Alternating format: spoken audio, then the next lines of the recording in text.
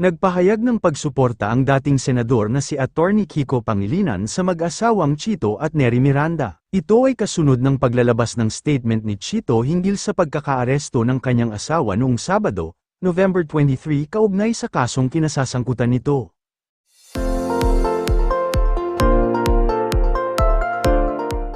Matatandaang kinumpirma ng Southern Police District nitong November 26 na isang aktres na itinago sa alias na Erin ang inaresto nila habang nasa isang convention center sa Pasay City dahil sa 14 counts ng violation ng Security Regulations Code at Estafa case.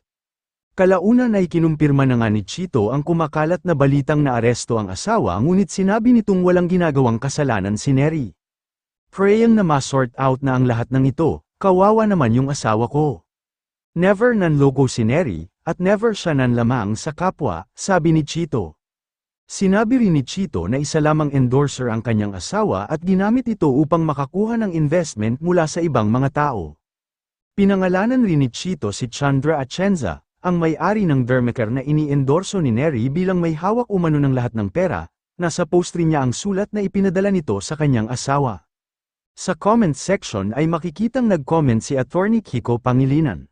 Aniya, handa siyang magbigay ng tulong para kina Chito at Neri.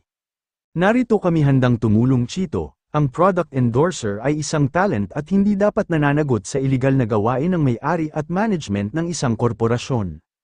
Biktima rin si Neri tulad ng ibang na biktima nung mga estafador sa likod ng kumpanya. Habulin dapat yung mga may-ari, naway ma-dismiss o maibalik ang kaso sa piskalya para sa preliminary investigation at ma-lift o ma-quash ang arrest warrant. Buong komento ni Kiko. Sa hiwalay na IG post ay mas ipinaliwanag pa ni Kiko na hindi dapat managot ang endorser sa iligal na operasyon ng kumpanyang ini-endorso. Narito kami handang tumulong, Chito, ang product endorser ay isang talent at kung walang koneksyon o kinalaman sa ownership or management at operations ng kumpanya na involved sa iligal na operations ay hindi dapat managot sa nasabing iligal na gawain. Ako mismo ay saksi sa kabaitan ni Neri. Nabiktima din si Neri ng mga estafador at ang dapat habulin dito ay ang may-ari at nagpapatakbo ng kumpanya.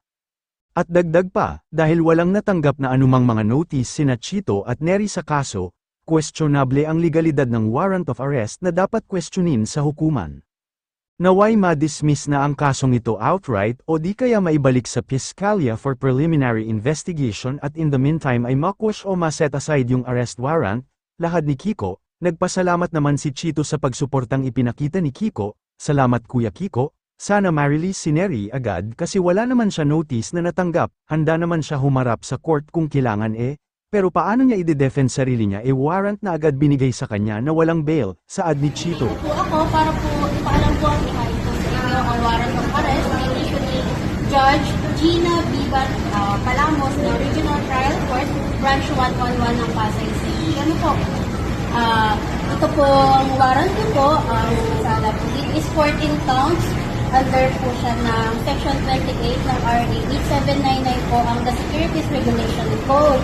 Kayo po magbibig na kapag malinini kung magsawalang ibo. Ano man po ang inyong sasabihin ay maaari po gamitin pabor o laban po sa inyo sa ano po naman dito sa Pilipinas. Kayo rin po ay may karapatan sa abogado kung may kakayahan. May karapatan po kayong kumuha at pumili ng sarili po ninyong abogado. At kung wala po kayong kakayahan, bibigyan po kayo ng gobyerno. Kayo rin po may karapatan pumili ng doktor na mag-examine po ng physical health ninyo. At kung wala man po bibigyan din po kayo ng gobyerno. Naiintindihan? Yeah. Okay. Ako